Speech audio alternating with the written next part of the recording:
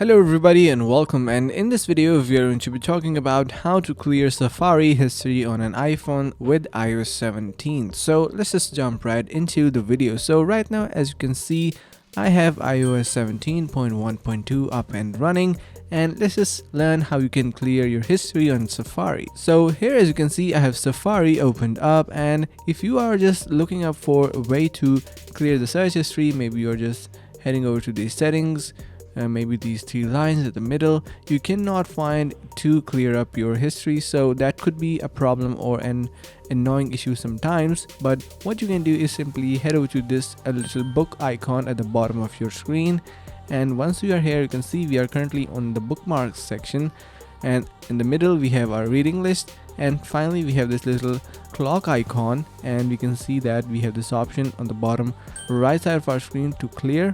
Once you click on that, you can see it is saying to clear history. So that's it, and from here you can select the history that you want to clear, like for example all history, or maybe anything that you like. Click on clear history, and that's how your history will be cleared up without any issue. So that's pretty much it, and I really hope you understood the concept and found this video helpful. If you did so, make sure to subscribe to the channel, like the video, and share it with your friends. Thanks so much for watching, and see you around in the next video.